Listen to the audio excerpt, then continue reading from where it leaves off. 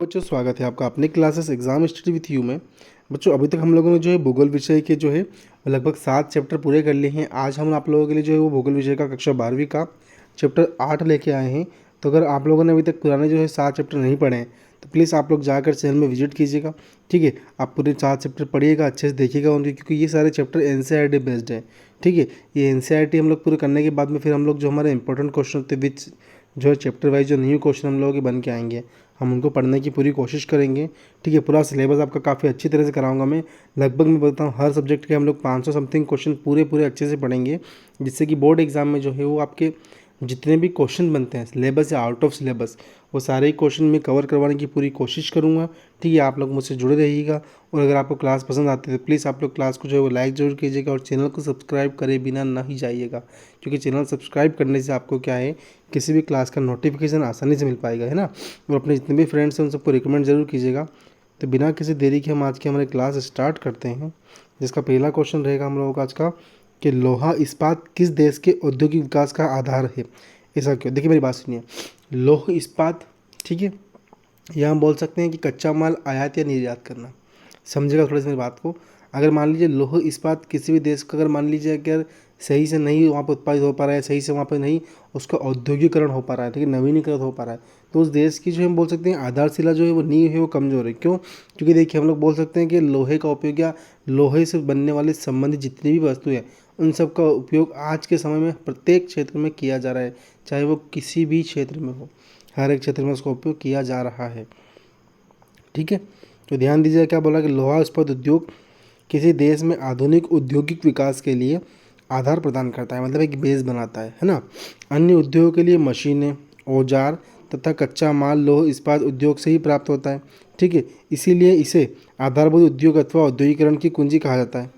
ठीक है, अगला क्वेश्चन देखते हैं हम लोग। अगला क्वेश्चन क्या है कि सूती वस्त्र उद्योग के 2 सेक्टरों के नाम बताइए, वे किस प्रकार भिन्न है। तो पहला क्या बोल रहा है, भारत में सूती वस्त्र उद्योग 2 सेक्टर में विभिन्न है। अब कौन कौन से? पहला है संगठित क्षेत्र और दूसरा है विकेंद्रित सेक्टर। संगठित सेक्टर में कपास के धागा बनाने से लेकर कपास तैयार करने तक सभी कार्य एक ही कारखाने में विद्युत चालित कारगों से किए जाते हैं, मतलब जो विद्युत द्वारा मशीन चलती है ना, ठीक है, या जो भी मतलब मान लीजिए उपकरण चलते हैं उनके द्वारा किया जाता है। जबकि विकेंद्रित सेक्टर में सूती कातने व कपड़ा बुनने का कार्य अलग अलग इकाइयों द्वारा किया जाता है, मतलब जो हाथ से भी करते हैं, हम मान सकते हैं हाथ करघा जितने भी उपयोग होते हैं, छोटे छोटे औजार होते हैं जो कि जिनका उपयोग हम हाथ से कर सकते हैं, उनके द्वारा किया जाता है। इसमें हस्तचालित करघे व विद्युत चालित करघे दोनों शामिल होते हैं। ठीक है, देखिए मेरी बात सुनिएगा, 2 सेक्टर पढ़े हमने। संगठित सेक्टर मतलब बड़ी बड़ी मशीनों का जहाँ उपयोग किया जाता है, और विकेंद्रित सेक्टर जहाँ छोटे उपयोग और छोटी मशीनों का उपयोग किया जाता है, सीधी सी बात है ना। अगला क्वेश्चन देखते हैं। अगला क्वेश्चन क्या है कि चीनी उद्योग एक मौसमी उद्योग क्यों है। सही बात है भैया, गन्ना एक मौसम में होता है, ठीक है ना, तो वहाँ पे उसमें चीनी का जो है वो मान लीजिए उत्पादन भी एक निश्चित क्षेत्र में होगा। क्या बोला? चीनी उद्योग के लिए महत्वपूर्ण कच्चा माल गन्ना है, जो कि एक विशेष मौसम में ही प्राप्त होता है। सही बात है, उसके बाद उसकी आवक बंद हो जाती है, साथ ही चीनी उद्योगों में इसका उत्पादन भी काफ़ी अधिक मात्रा में होता है। ठीक है, ध्यान दीजिएगा।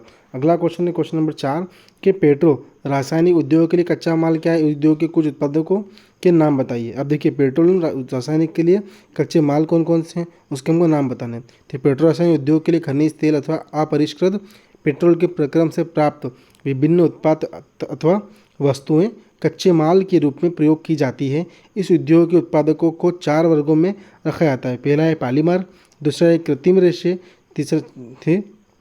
तीसरा हम लोग का है इलेस्टोमर्स तथा चौथा हम लोग का है पृष्ठ सक्रिय। ठीक है, इनमें से आपको कोई 2-3 नाम आपको याद रखने हैं। ठीक है, अगला क्वेश्चन अगर हम लोग हमारा देखते हैं तो अगला क्वेश्चन क्या है हम लोग का कि भारत में सूचना प्रौद्योगिकी क्रांति के प्रमुख प्रभाव क्या है।